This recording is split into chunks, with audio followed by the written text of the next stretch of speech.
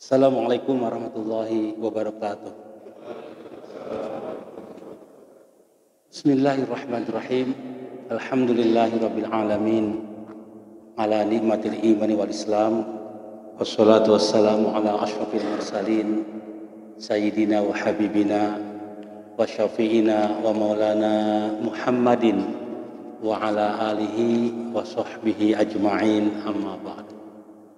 Faqala Allah Ta'ala fi kitabihil karim, ya ayyuhalladzina amanu taqullaha haqqa tuqatih wa la tamutunna illa wa antum muslimun. Bapak-bapak dan ibu-ibu yang saya muliakan dan dirahmati Allah Subhanahu wa taala, alhamdulillah pada subuh yang berkah ini kita dapat melaksanakan kewajiban kita kepada Allah Subhanahu wa taala. Semoga seluruh rangkaian ketaatan kita kepada Allah mendapat ridho dan berkah dari Allah Subhanahu wa taala. Salam dan sholawat tercurah kepada Nabi yang kita cintai, Nabi besar Muhammad sallallahu alaihi wasallam yang telah membawa umat manusia minaz zulumati ila nur. Bapak-bapak, ibu-ibu yang saya muliakan, pada kajian yang lalu kita sudah membahas surah An-Nur ayat 52 dan sebelumnya juga surah Al-Hasyr ayat 20. Dan pada pagi hari ini atau subuh kali ini kita akan membahas surah At-Taubah ayat 20 mungkin sampai 22 ya. Kelanjutan kajian kita yang lalu bahwa Al-Faizun adalah orang-orang yang mendapatkan kemenangan, kesuksesan di dunia dan di akhirat adalah orang-orang yang punya 7 karakter, dan itu akan menuntun mereka kepada surganya Allah Subhanahu wa taala. Karena al-faizun itu ujungnya masuk surga gitu. Itu sesuai dengan surah Al-Hasyr ayat 20. Allah berfirman, la yastawi ashabun nar wa ashabul jannah. Ashabul jannati humul faizun. Tidak sama kelompok atau orang-orang yang menjadi ahli neraka dan orang-orang yang menjadi ahli surga. Orang-orang ahli surga itu adalah orang-orang yang menang, orang-orang yang sukses hidupnya, dunia sampai akhir, orang yang beruntung dan juga orang yang selamat. Dan demikian maka sesungguhnya kita menginginkan bagaimana al-faizun itu menjadi bagian daripada kehidupan kita, dan kita bagian daripada orang-orang yang masuk ke dalam golongan al-faizun, sehingga kita layak mendapatkan kemenangan tadi, mendapatkan kebahagiaan, keselamatan, dan kesuksesan hidup dunia sampai akhir. Maka untuk itu Allah jelaskan kepada kita 7 karakter dalam 3 ayat berikutnya. Tadi kan ayat Al-Hasyr ayat 20-nya Allah janjikan ke surga. Nah, bagaimana mendapatkan al-faizun? Maka Allah jelaskan 7 karakter, yang 3 sudah saya jelaskan pada kajian yang lalu pada surah An-Nur ayat 52, di mana Allah menyatakan di dalam itu ada 3 karakter. Yang pertama orang-orang yang taat kepada Allah dan Rasulnya, yang kedua orang yang takut kepada Allah, dan yang ketiga orang yang bertakwa kepadanya. Sebagaimana firman Allah, wa may yuti'illaha wa rasulahu wa yakhshallah wa yattaqi fa ulaika humul faizun. Barang siapa yang taat kepada Allah, kepada Rasulnya, dan dia takut kepada Allah dan bertakwa kepadanya, maka sungguh mereka orang-orang yang masuk golongan yang selamat, yang bahagia, yang sukses hidupnya dunia sampai akhir. Itu sudah kita jelaskan pada kajian yang lalu. Kemudian karakter yang keempat, kelima dan keenam mungkin pada hari ini kita akan sampaikan dalam surah At-Taubah ayat 20. Di ujung ayat itu al-faizun. Allah berfirman pada ayat itu,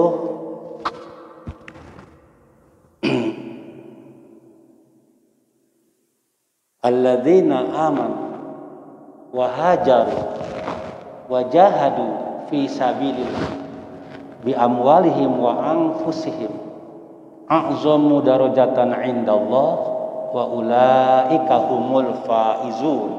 Jadi sama, karena al-faizun itu hanya ada 4 ayat, ya. 4 ayat Al-Quran al-faizunnya ya, tapi kalau fauzan itu banyak, faza yafuzu juga.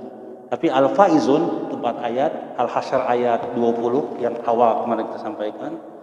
Kemarin An-Nur ayat 52, sekarang ada At-Taubah ayat 20, dan nanti Al-Mu'minun ayat 111. Nah, pada ayat 20 surah At-Taubah ini Allah menyampaikan 3 karakter orang-orang yang mendapatkan keberuntungan tadi, kemenangan, al-faizun.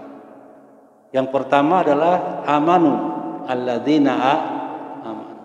Ini orang-orang yang beriman. Beriman nanti dalam surah misalkan Al-Baqarah ayat 285 yang kita sering baca itu. Kalau nggak ada pengajian mungkin zikirnya sampai sana ya. Ya, atau pada maghrib ya. Pada maghrib, pada subuh ya. Dibacanya ya. Dibaca setiap saat lah ya, tapi nggak apa-apa. Ya, jadi biasanya dari ayat 285-nya dibaca ya. Lillahi ma fis samawati wa ma fil ardi wa in tubdu ma fi anfusikum aw tukhfuhu yuhasibkum bihillah wa yaghfiru liman yasha wa yu'adzibu man yasha wallahu ala kulli syai'in qadir. Nah, ayat berikutnya tentang keimanan.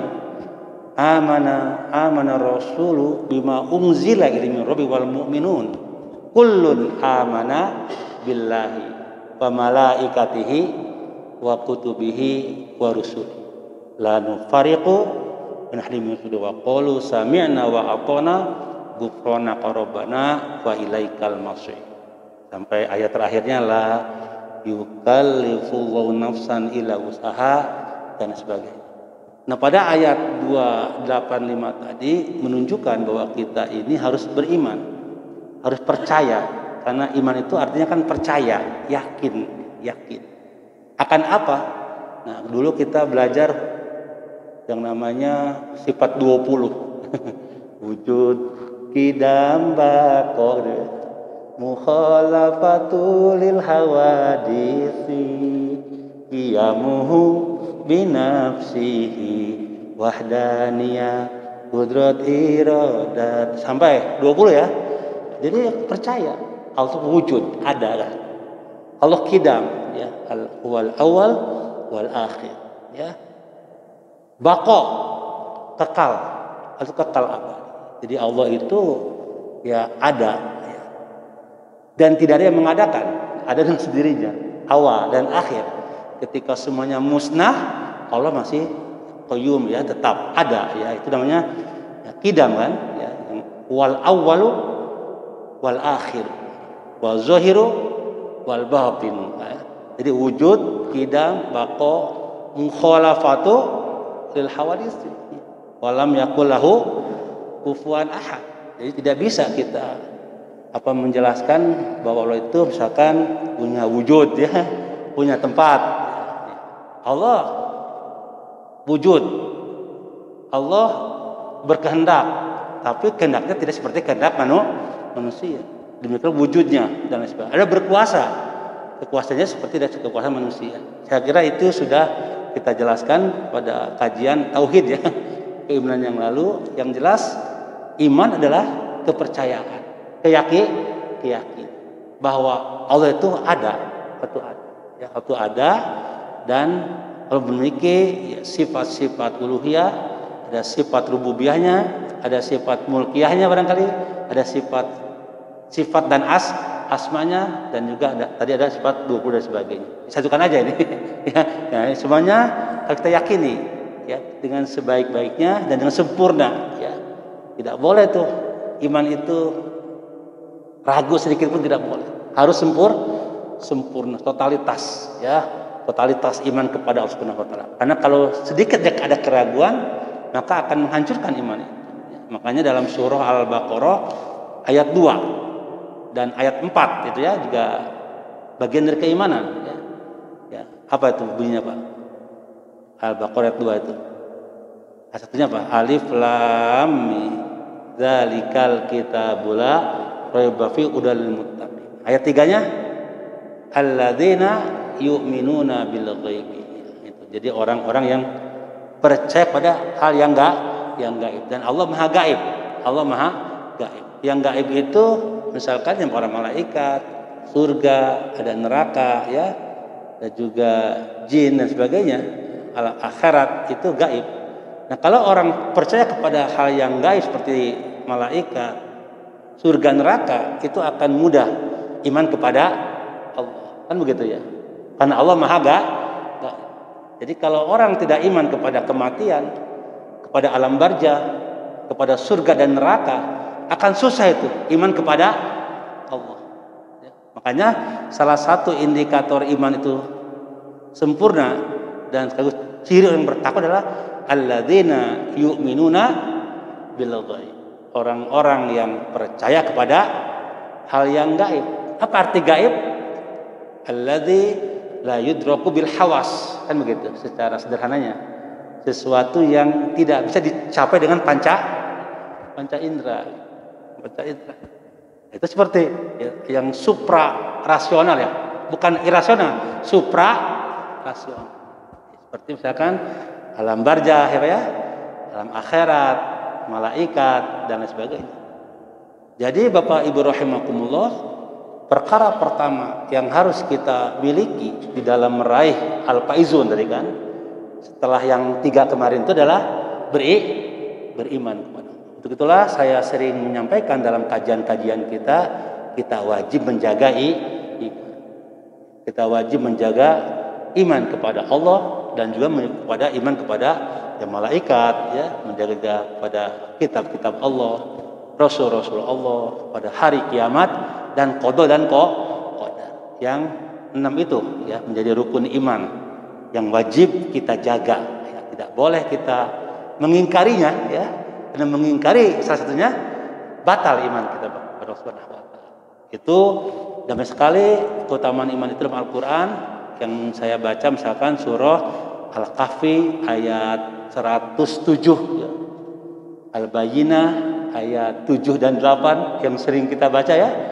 Jadi ternyata orang-orang yang terbaik itu, makhluk yang paling baik menurut Allah, 2 karakternya kan, beriman dan beramal soleh. Betul Pak? Innalladzina amanu wa amilus solihat ulaika hum khairul bariyah. Betul ya? Orang-orang yang beriman dan beramal soleh itu ada sebaik-baik makhluk Allah. Jadi makhluk yang terbaik itu dalam pandangan agama, pandangan Allah adalah orang yang beriman. Jadi kalau nggak beriman, menurut ayat itu disebut tidak syarul bariyah gitu.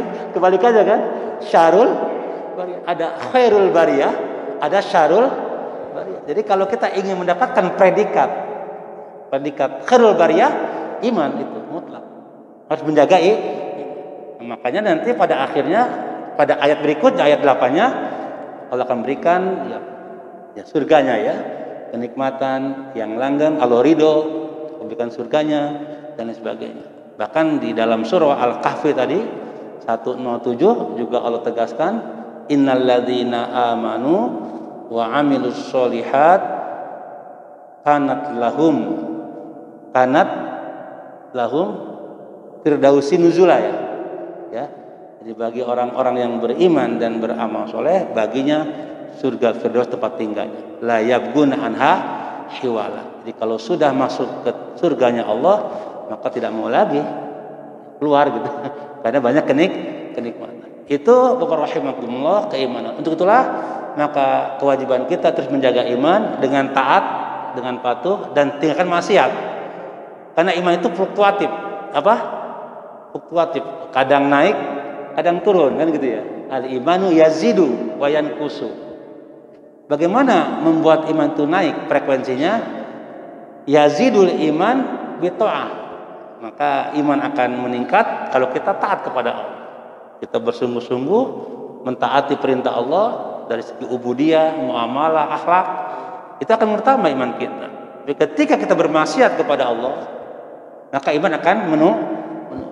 Wa yanqusul iman bil ma'siyah. Jadi iman akan menurun kalau berbuat maksiat. Bapak rahimakumullah, untuk itulah adalah kewajiban kita memelihara iman sampai akhir hayat kita. Nah, ada doa yang Allah ajarkan dalam Al-Quran bagaimana supaya iman kita tetap dalam diri kita, ya, tidak lepas sampai akhir hayat kita. Di antaranya misalkan surah Al-Mu'minun ayat 109. Ini doa yang bagus ini. Al-Mu'minun ayat berapa? 109. Kalau tadi yang sabarnya 111 ya, itu sebelumnya itu tentang doa agar kita tetapkan keimanan. Kita kan sering juga berdoa sesuai dengan hadis Rasulullah. Allahumma tsabbitna bil iman. Atau Allahumma tsabbitna bit tauhid, ya. Atau ma'rifah boleh. Allahumma tsabbitna bil ma'rifah.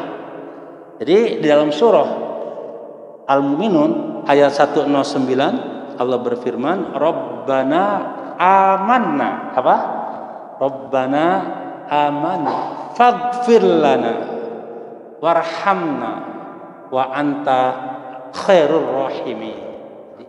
Ada yaquluna, mereka berkata, berdoa, Rabbana amanna, ya Allah, ya tetapkanlah imanku, kira-kira ya imanku. Kemudian faghfir lana, dan ampunilah dosa-dosaku.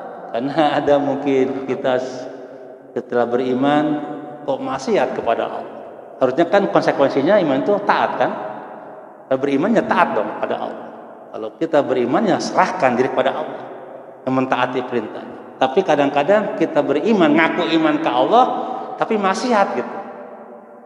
Kan temenang kedah nama gitu. Kalau mengaku iman ke Allah, kita harus tunduk kepada Allah.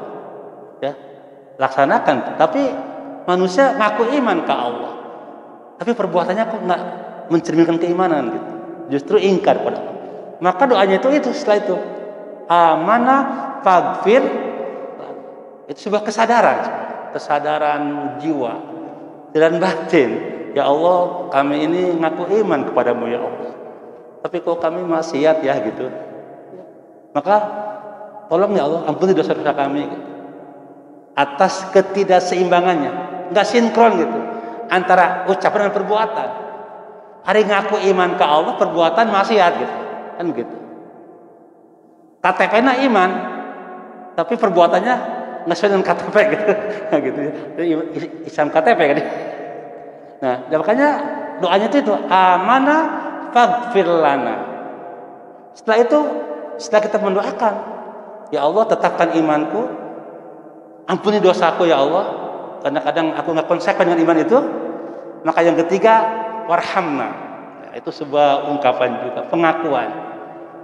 Aku yakin kepadamu ya Allah, Engkau maha kasih, kasihmu tak pernah pilih kasih.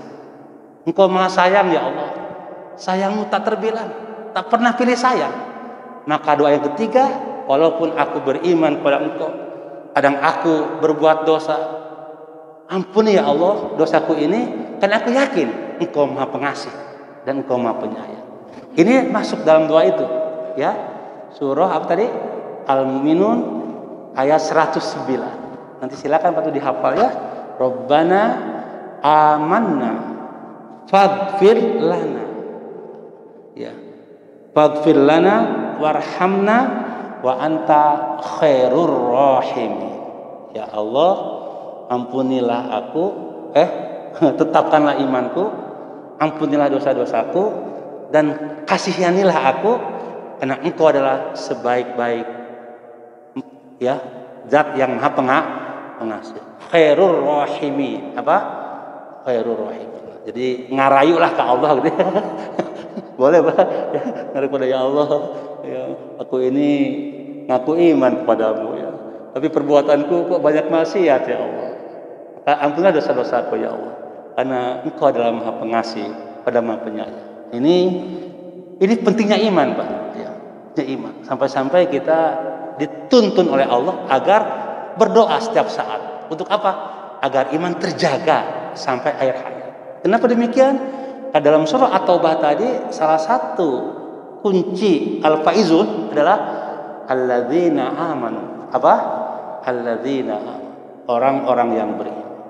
Kemudian doa yang sama juga ada pada surah Ali Imran ayatnya 16.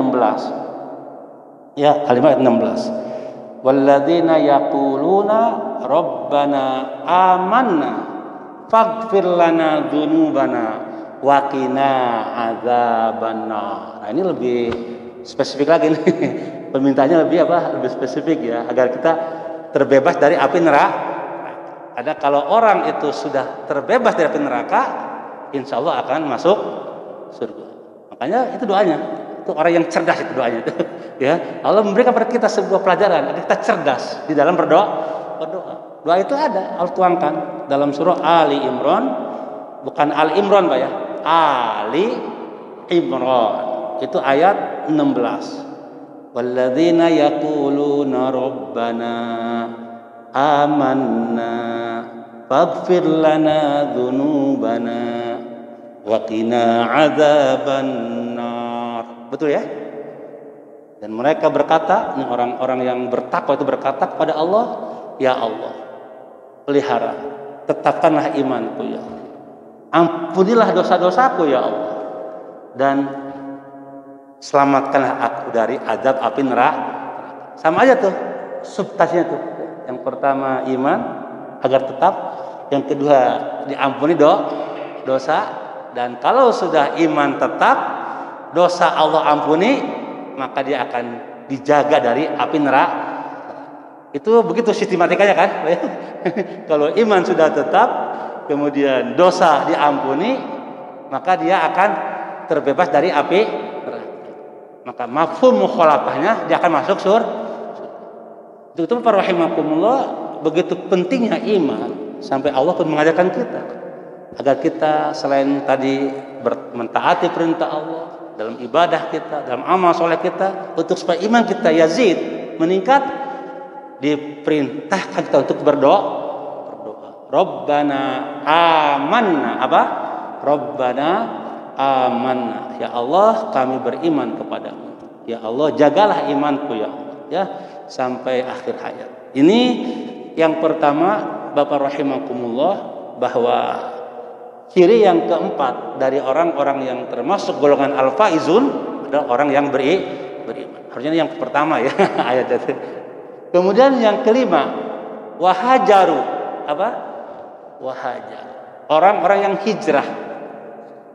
Ya, hijrah ini yang kelima. Hijrah ini artinya secara bahasa bisa berpaling ya.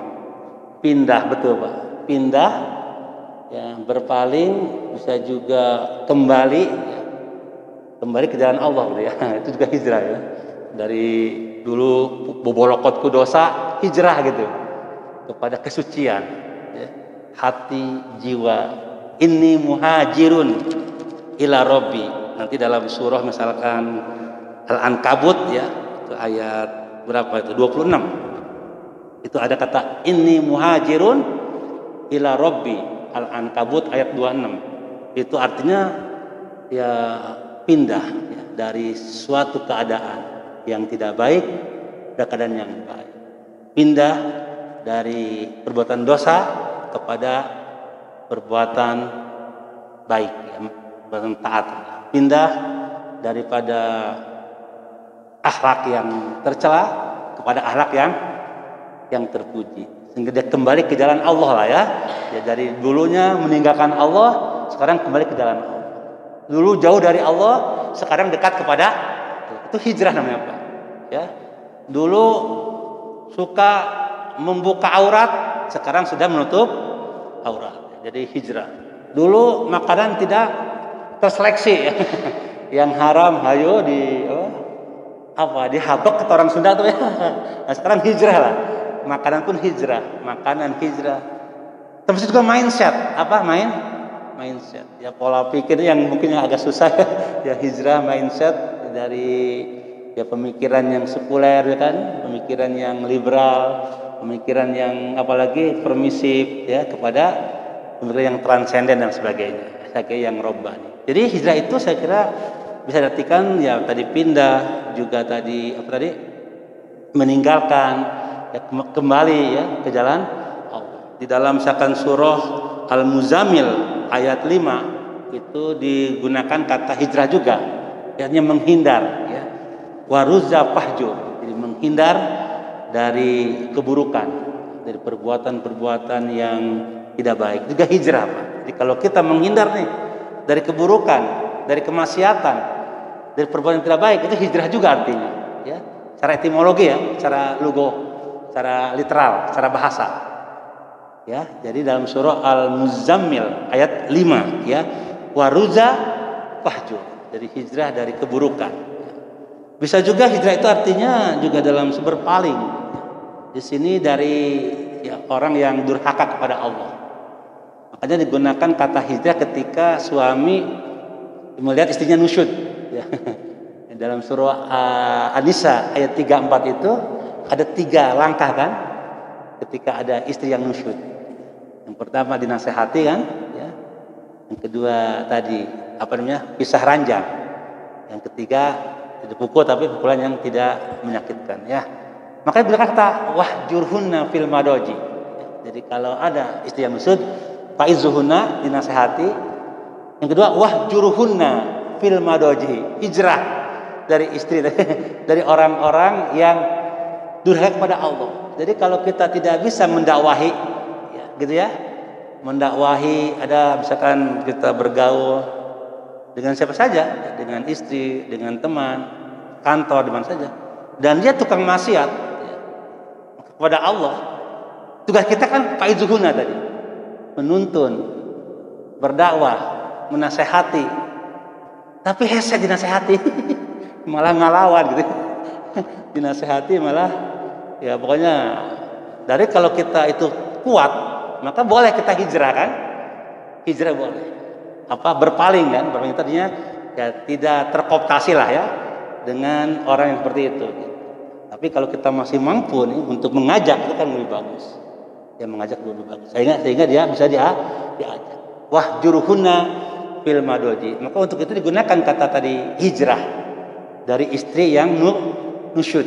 Itu surah An-Nisa ayat 34. Dan itu bisa juga dalam arti yang luas, kalau kita menghadapi sebuah persahabatan, pertemanan yang dia susah kita ajak, susah kita nasihati, susah kita dakwahi, dan kita khawatir untuk ikut justru ya ke kemaksiatannya, bisa hijrah, itu memisahkan diri atau berpaling darinya. Tapi dengan cara-cara yang baik ya, tidak dengan frontal, tidak dengan bisa juga menghilangkan persaudaraan, persahabatan kan gitu. Nanti ada tuh pada surah misalkan An-Nisa ayat 89 ya. Allah mengatakan hatta ya. Bukan, Al-Muzammil ayat 10 ya. Al-Muzammil 10. Wahjurhum hijron jamila. Wahjurhum hijron jamila. Hendaklah engkau hijrah dengan mereka dengan baik. Ini kan orang kafir, Pak. Sama orang kafir aja kalau kita hijrah dalam arti berpaling itu dengan baik ya. Dibangun tetap hubungan kemanusiaan, pertemanan kan dibangun. Walaupun kita mungkin hijrah ya. Apalagi dengan sesama muslim. Tentu dengan cara-cara yang baik. Hijron jamilah. Jika memang itu akan membuat kita jauh dari Allah, jauh dari agama. Nah, kemudian juga tadi dalam surah An-Nisa ayat 89 juga hatta yuhajiru fi sabilillah. Saya artikan bahwa ya kita memang harus hijrah ke jalan Allah secara totalitas ya, baik hati, pikiran ya, juga amal perbuatan, dan juga dalam ya lingkungan dan sebagainya. Jadi itulah Bapak sekalian, secara etimologi hijrah itu ya bisa berarti banyak namanya ya. Nah, di antaranya adalah juga tajdid, itu pembaharuan, peningkatan ya. Juga hijrah itu peningkatan juga. Jadi mereform kali ya, mereform cara berpikir, mereform cara beraktivitas ya, mereformasi lah diri kita dan sistem kehidupan yang sempurna. Juga masalah hijrah, tajdid dalam bahasa agama. Atau juga islah juga bisa, ya islah. Artinya melakukan perbaikan hidup, juga hijrah. Nah, itulah Bapak rahimakumullah, salah satu ya, yang kelima tadi berarti ya. Salah satu atau yang kelima untuk mendapatkan al-faizun kita harus hijrah. Hijrah itu artinya ya kita meninggalkan ya kemusyrikan kepada keimanan, ya, meninggalkan jadi kemaksiatan kepada ketaatan, ya, meninggalkan kezaliman kepada keadilan, ya, meninggalkan kebodohan kepada pencerahan terus, ya, sehingga kita ini tercerahkan hati, jiwa dan pikiran, dan meninggalkan juga tentu akhlak-akhlak yang tercela pada akhlak yang mulia, dan meninggalkan juga mindset duniawi dan mindset yang utuh dunia akhirat. Jadi kan ada orang yang mindsetnya itu dunia aja kan, sukses ukurnya dunia, kan? Banyak duit, sukses dia, tapi sholat tara gitu. Nah, itu kan namanya keliru tuh, mindset yang parsial kan. Ya, kalau sudah dia punya pangkat kedudukan, ya itu udah sukses, padahal dia ingkar kepada Allah. Bagi kita kan tidak begitu. Jadi hakikatnya adalah dunia sampai akhir, keimanan, ketakwaan, amal soleh dan sebagainya. Itu merupakan cara untuk mendapatkan kebahagiaan dunia dan akhirat. Dengan demikian maka hijrah itu dalam arti yang luas. Hijrah juga apa? Kalau dalam bahasa sering kita dengar 4F gitu ya. Apa itu? Pertama apa? Fashion ya. Cara berpakaian ya. Apalagi food ya.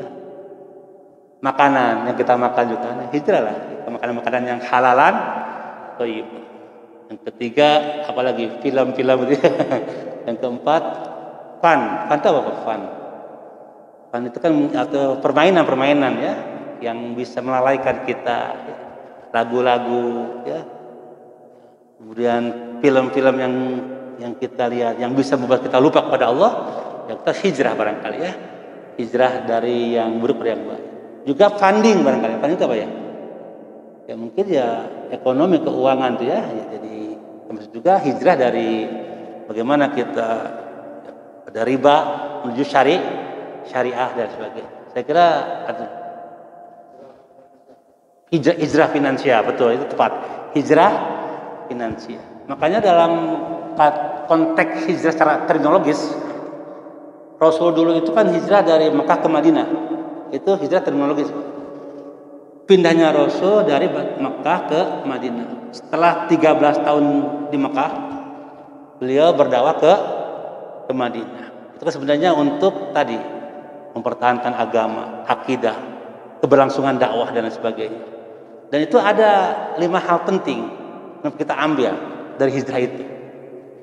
Yang pertama, Rasul ketika hijrah itu adalah membangun masjid. Yang dibangun bukan mall dulu barangkali, tapi masjid Kuba namanya ya. Kuba apa ya? Itu